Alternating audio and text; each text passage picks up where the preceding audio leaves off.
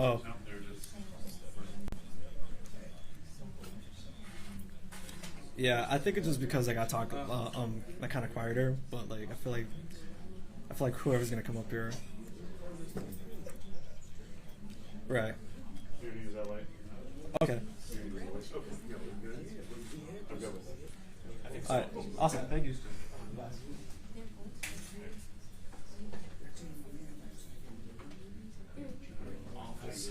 Yep, channel 1, you're audio. Yep. Cool. All right, thanks.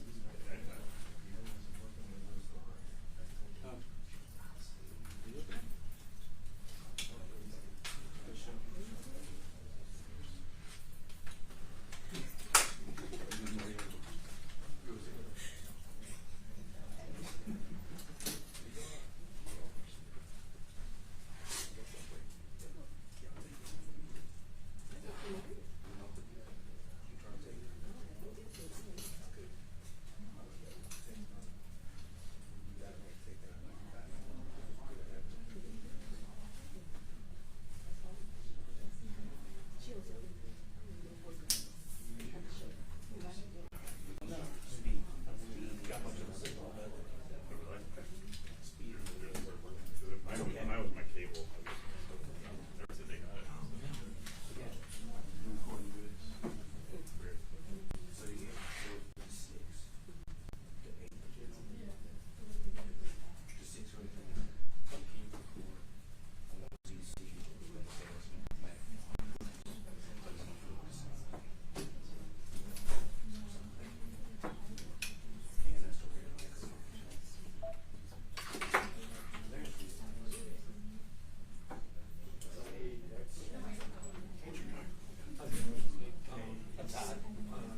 Pleasure. I'm 10, by the way.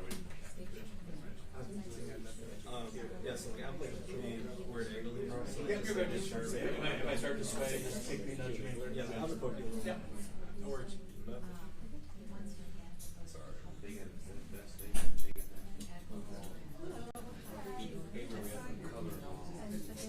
I figured you wouldn't be able to before this, but I just wanted to. Well, I don't know if we're always going to have things here, but Good. it's really not good for us. It's almost smaller than the last one. It's just white. Not if I have something to do with it. If you did it the other way. No, you won't come upstairs. Security reasons. But it'll be, I don't know. If they do it the other way, then everyone's got. Yeah. Like use this wall, and then everybody's got space on each side to get all your. So then you gotta get the table out. It's good. I'm doing the same thing But over yes, here. that's a suggestion that we'll under advisement.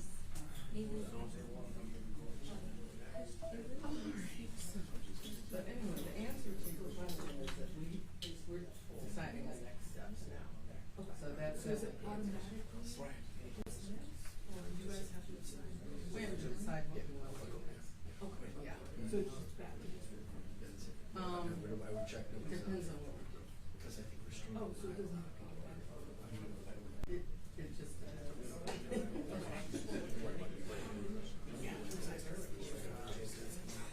Yeah, yeah. Yeah, but they.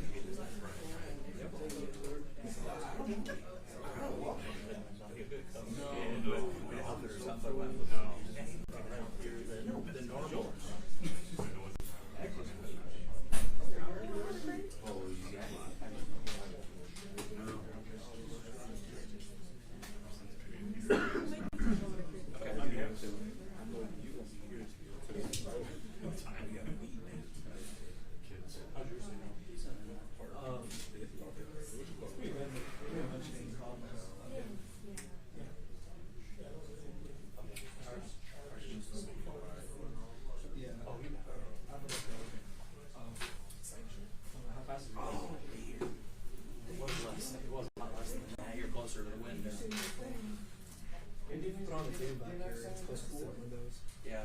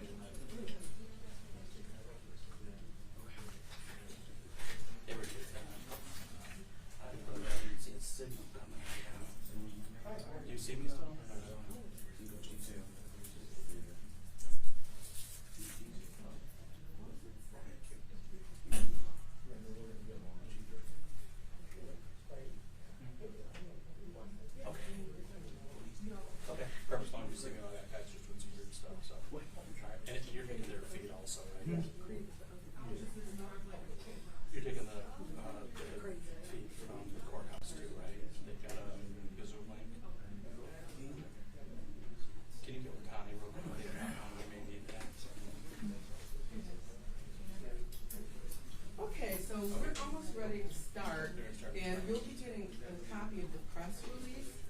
That photo, there's two press releases actually. One for a homicide case, one for two CSC cases involving the same guy, and you'll get that photo electronically. So if you don't get my mailers that I send out, if you can give me a business card, that would be good. Is this that connected to design as well? Yes, yeah, it is. Okay, so they're gonna be coming in now. Hey, can you, the signal's awful in here. Can you real fast get rid of the thing so we can record it from there? It starts soon.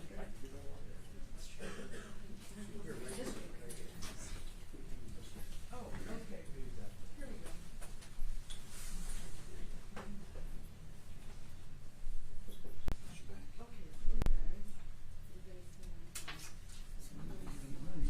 guys closest to the wall. So over here. Yeah, I'm sorry, I'm gonna have to move these. And then Chief, you'll be on Tim's left side. Yeah. Is this for me? Yes, yours, miss. Okay. You want me to move this? Yeah. Yep. Do you need it? Mm.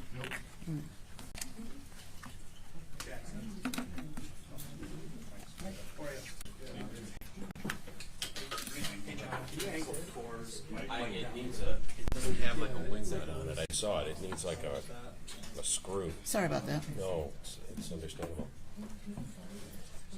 I used to be able to do everything with no notes. I can't do it anymore.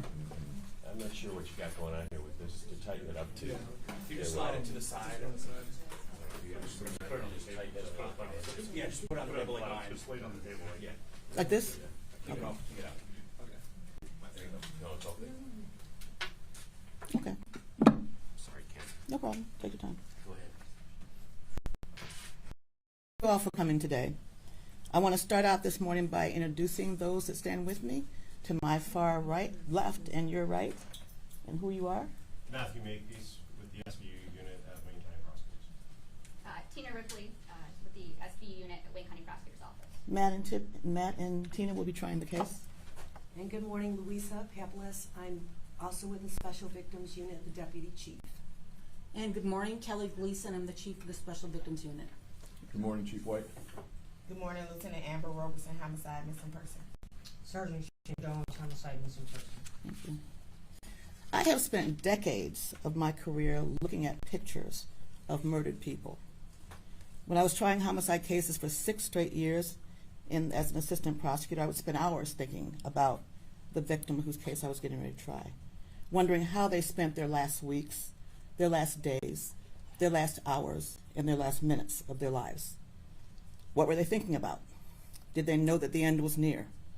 And if it was someone they knew, what must they have been thinking as they were shot, stabbed, or whatever mechanism of death was used and confronted them with by the person they knew or loved? I can't imagine the thought that goes through their minds. But it's always, always 1,000 times worse when the person is a child or a baby, someone in the dawn of their lives who have begun to live their lives.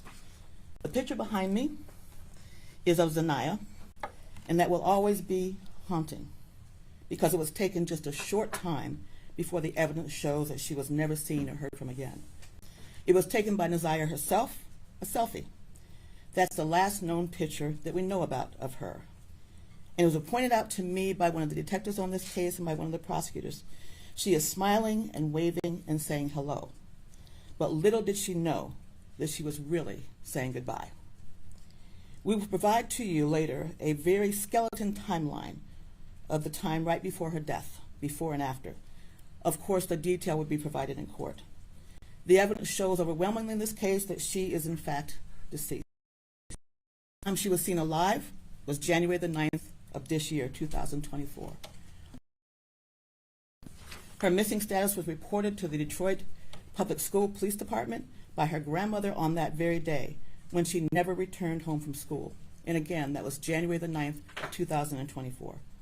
In early February of 2024, the case was turned over to the that should have happened right away, but they began investigating immediately. The evidence will further show that through text messages that we know and that we have, Zanaya and this defendant were to school on January the 9th. We know that she did indeed meet up with the defendant that we're charging in this case. We also know that several people close to Mr. Butts, who we were charging later, saw them together in several different locations, people that he knew well. We have evidence that at 9:30 p.m. on that day that Mr. Butts checked into a motel and that Zanaya was never seen or heard from again.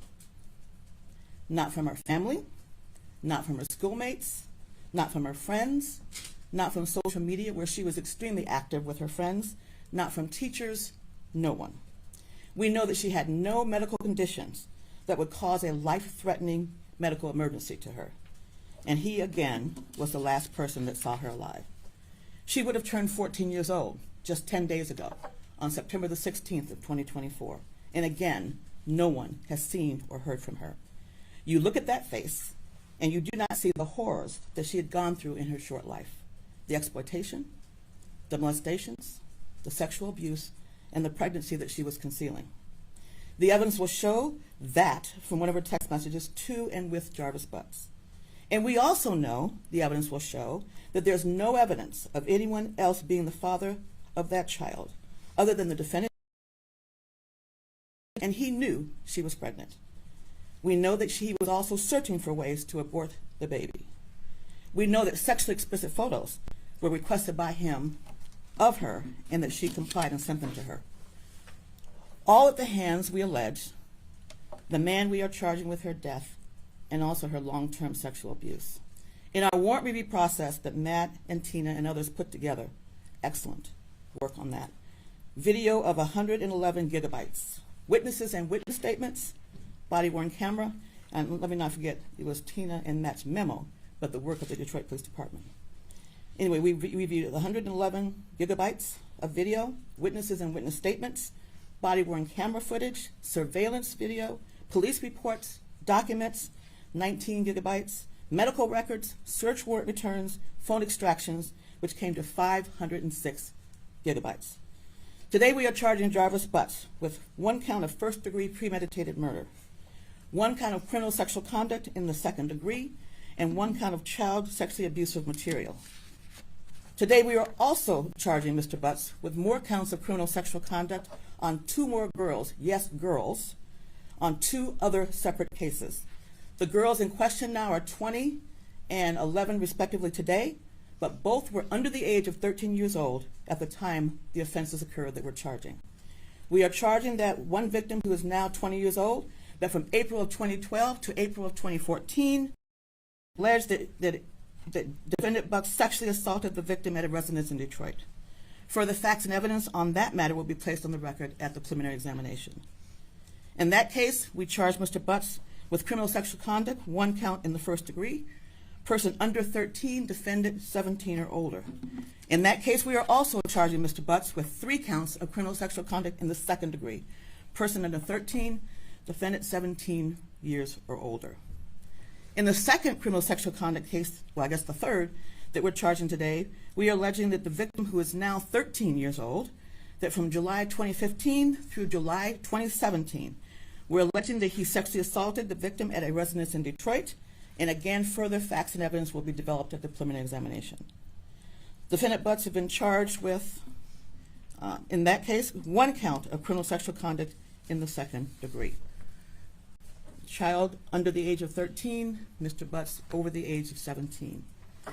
Based on all the evidence that I've laid out now and much more that will be shown later in court, based on all these cases we will present in court, Mr. Butts targeted and befriended women who had to have sexual relationships with their young daughters. He would have relationships with their mothers, but his true desire was to have sex with their young daughters. That's what the evidence will show. He was a classic and expert groomer and pedophile. It's incredibly sad, incredibly unspeakable, and we want to bring justice to her and her family. I have to take this moment to say something to you, and this is not directed at all at Nazia's family, who by all accounts had many in her family that truly loved her. This is directed to everyone else listening to me now. We must be very careful who we let into our hearts and our homes and our lives. especially if you have children. We must be very careful who we have around our children and elders respectively. We must also be very careful who we leave our children with, even if they are in a relationship partners, family, and friend. I'll say that again. Even if they are relationship partners, families, or friends. Life can be hard enough at times, but when it comes to our children, we must be diligent and laser focused on their safety. And sometimes we must make decisions about them and their lives that we may not like and that they may not like, but it's for the betterment of them and their safety and their future.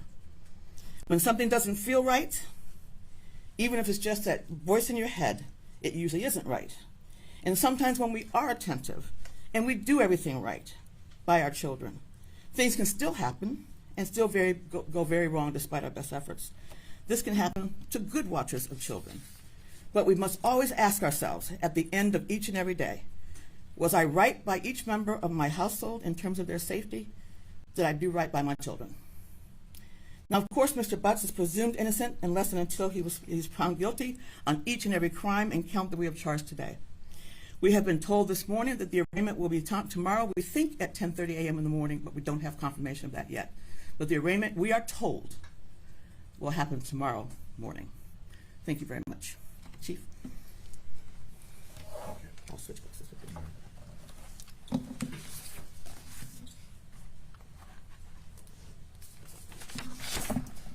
Good morning. This is one of the most difficult cases that I have been a part of, and I'm just so very thankful to the detectives and the investigators of homicide. The tragedies that happened to this little girl touches each and every one of us, and unfortunately, she lost her life at the hands of someone who should have been concerned about her safety. I just want to take a couple moments and thank Madam Prosecutor and her team for the amazing work, the commitment, the hours that they put into this work. I want to thank our major crimes, missing persons, homicide, specifically Sergeant Jones and Lieutenant Amber Roberson. When I tell you the days and hours and the tenacity that they put into this work, it's not often that I'm not surprised by our officers, but when I saw the work and the hours and the time that they put in there, I was absolutely in awe at my weekly briefings and the time that they put into this case. It is not an 8-hour-a-day job. It is it ends when they have to get a couple hours of sleep. And I will tell you, with all the other things going on, this case was always top of mind. Certainly want to thank DPS for their assistance in transferring over some of the information that we were able to get from them.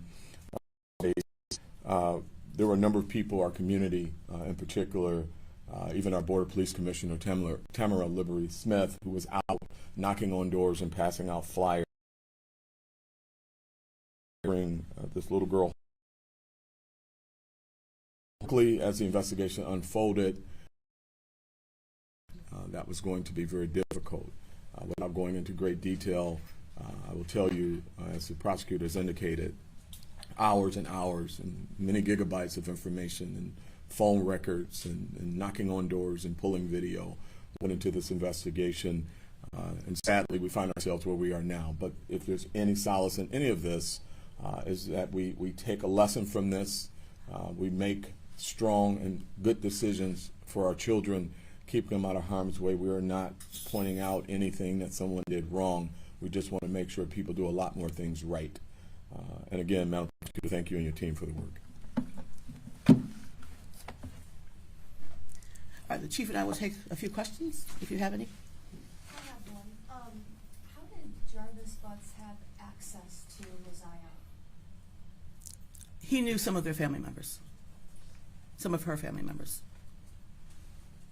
Can you talk about the time frame when you mentioned grooming?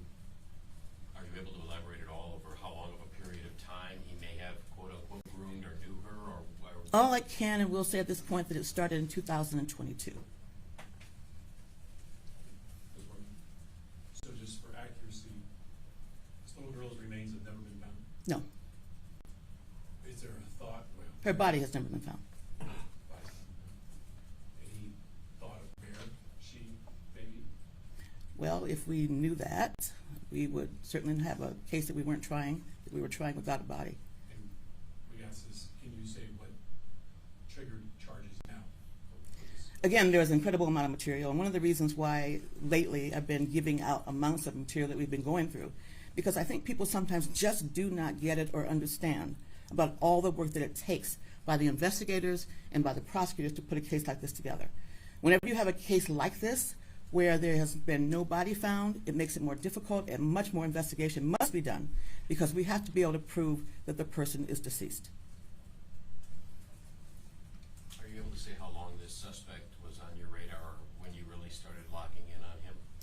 No, by law, I can't really comment on that, because that would leave me in a place where I can't talk about right now. Could things have maybe moved forward a little faster if the school police had got with Detroit police right away? Yes. Can you talk a little more about? No, I better not. I have strong opinions there. You added to that the evidence, however, suggests that Messiah Harris is dead, correct? We are going to be able to prove beyond a reasonable doubt that she's dead, as we must do by law. You can't say why this time? Because no one's seen her, no friends, no family, no teachers, no medical conditions. Even on her birthday, 10 days ago, she contacted no one. This was a child that never missed school, but the school hasn't seen or heard from at all again. This is a young girl who was very active on social media, and crickets, nothing, since January the 9th of 2024. Anything from the defendant? And we have other things, too, that will come out in court. Any cooperation at all, or utterances, statements from the defendant? I can't get into that. Without being able to speak in detail, I'm sure, do you have any evidence to indicate manner and location of death, or where this might have occurred? No, because we can't do that unless we have a body. Mr. Butts is currently facing charges being prosecuted by your office. Can you talk additional charges before these? Can you talk about those at all? He is, and we next appear in court on Monday, January 30th. Have there been any other arrests made in this case? I don't think so. We just saw an unfounded rumor that there were family members arrested. Didn't know if you could squash that or confirm that. It's an unfounded rumor. It's not true. Thank you. Do you have an idea of how long Messiah may have been being molested? Again, the sexual abuse began based on the evidence that we have in 2022. Or at least the grooming began in 2022. Are you able to say how far along she was on her pregnancy? We don't know because we don't have a body. I have a question for Chief White just about missing children sort of broadly. When these types of cases happen, obviously we get the reports all the time, missing children. Can you talk about what you think didn't work in this case, in terms of like maybe the seriousness that was considered when she first went missing and it was reported to DPSD versus when it got to you guys? I would much rather have had the case earlier. I don't know if the outcome would have been any different based on some of the things we've learned in the course of the investigation, but we may have had an opportunity to recover even more evidence. But we're pretty confident that the evidence that we have is strong. We know it is, in fact. But you can never have enough evidence. So if there's anything that could have gone a little bit better with regards to the first time that we were brought in, I would have wanted to be brought in much earlier for that reason. Just some background on Jarvis Butts. What's his age, and is he from Detroit? He's 41 years old, from Highland Park, I believe. Yep. And Chief, as soon as you guys got word of this, you guys were out immediately, right? I think you were even out searching. You guys set up a command post. Yeah, that's correct. I mean, we took over the case after we were briefed. We took charge of the case, and our teams got engaged in it immediately and hit the ground running, and didn't look back. Can you talk about, Chief White, or maybe Sergeant Jones, the Messiah's case in connection to the other missing young people, girls, children, like what your workload looks like, how you balance those cases and are able to, the numbers of youth that are missing right now? Yeah, well, we make that public. We put it on our social media pages. There's a number of misinformation, misconceptions about missings. Oftentimes what we have is kids that run away for a day or two. They have a way of investigating these cases. They know the ones that routine runaways, if you will. They still look, they still go out, but there's ways to do it, going to the schools, social media with kids, It's a big benefit to us for our investigations.